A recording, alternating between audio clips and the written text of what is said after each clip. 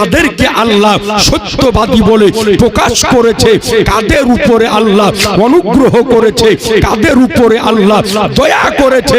কোরআনের মধ্যে আল্লাহ পাক বলেন আল্লাযীনা আনআমাল্লাহু আলাইহিম মিনান নাবিয়্যিনা ওয়াস সিদ্দিকিনা ওয়াস শুহাদায়ে ওয়াস সালিহিনা। আল্লাহ পাক বলেন নিশ্চয় আমি আল্লাহ অনুগ্রহ করেছি, দয়া করেছি, ইনাম করেছি চার শ্রেণীর ব্যক্তির উপরে।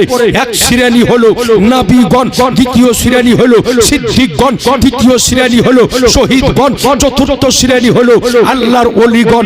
অর্থাৎ বোঝা গেল এই পৃথিবীর বুকে সত্যবাদী হলো নবীগণ, সত্যবাদী হলো সিদ্দিকগণ, সত্যবাদী হলো শুহাদায়ে কেরামগণ, সত্যবাদী হলো আজকে আল্লাহর আউলিয়ায়ে কেরামগণ। যদি আরো একটু আপনাকে খোলাসা করে বলা যদি যায়, আবু বকর সিদ্দিক তিনি হলেন সত্যবাদী, ওমর ফারুক তিনি হলেন সত্যবাদী, ওসমানে গানি তিনি হলেন সত্যবাদী, আলিয়ে মুর্তজা তিনি হলেন সত্যবাদী, ইমামে বুখারী তিনি হলেন সত্যবাদী, ইমামে মুসলিম তিনি হলেন সত্যবাদী, ইমামে আজম তিনি সত্যবাদী, ইমামে শাফি তিনি সত্যবাদী, ইমামে মালিক তিনি সত্যবাদী, ইমামে হাম্বল তিনি সত্যবাদী, গাউসে পাক তিনি সত্যবাদী, খাজায়ে পাক তিনি সত্যবাদী, আমার আলা হযরত তিনি সত্যবাদী। এক কথায় পৃথিবীর বুকে যত প্রকারের আউলিয়ায়ে কেরাম আবির্ভাব ঘটেছে প্রত্যেক আল্লাহর হাক্কানি ওলি ছিলেন সত্যবাদী।